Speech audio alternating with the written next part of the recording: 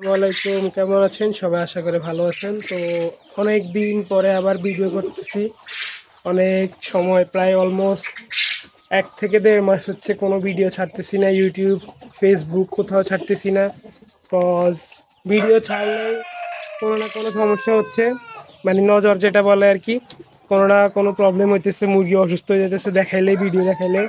তো ওই জন্য আমি গত 1-1.5 মাস কোনো ভিডিওই ছাড়ি নাই, কোনো আপডেটই দিই নাই। ইনশাল্লাহ এখন থেকে যদি আল্লাহ সব ঠিকঠাক রাখে আবার রেগুলার ভিডিও করব। তো আজকে আমি আমার কিছু কি কি গত 1-1.5 মাসে কি আপডেট হয়েছে সবগুলাই আপনাদের সাথে শেয়ার করব। তো সর্বপ্রথম আপডেট হচ্ছে আমার এই যে এখানে দেশি মুরগি অনেকগুলো, মাসাল্লাহ এখানে অলমোস্ট 60-65টার মতো আছে, এখানেও আছে। তারপরে এখানেও কিছু রাখছি আর কি। তো এর মাঝখানে আমি অনেক, মানে 2বার কোয়েল পাখি বাচ্চা ফুটাইছিলাম। তো এর মধ্যে একবারে কোয়েল পাখি প্রায় অলমোস্ট 550টা বসাইছি, 450টা পুষছে। তার মধ্যে মানে সবগুলো মারা গেছে, মারা যায় মাত্র আপনি মনে করেন 95টা মানে ছিল। তার ভিতরে আমি 40টা বিক্রি করে ফেলছি, আর বাকি ছিল এইগুলা।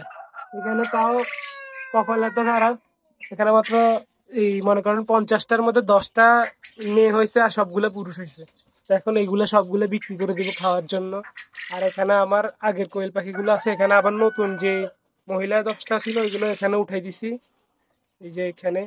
তো এরপরে আমি আরো এক বেশ কোয়েল পাখি ফুটাইছি গত, আপনার মনে করেন গত মাসের 4 তারিখে ফুটছিল। তো ওখান থেকে মাসাল্লাহ আপনার, তারপরেও মানে ওখানে 360 থেকে 70টা ফুটছে 500 থেকে আর কি। তো ওখানেও প্রায় 60-70টা মারা গেছে। তো বরাবর এখানে আছে 299টা পাখি আছে। এগুলো আমি পরে কোনো সময় ভিডিওতে দেখাবো। এগুলো আমি আমার নিচে আর একটা, এই মানে নিচের তলায় আমার একটা খালি স্পেস আছে, তো ওই রুমে রাখছি ওইগুলা।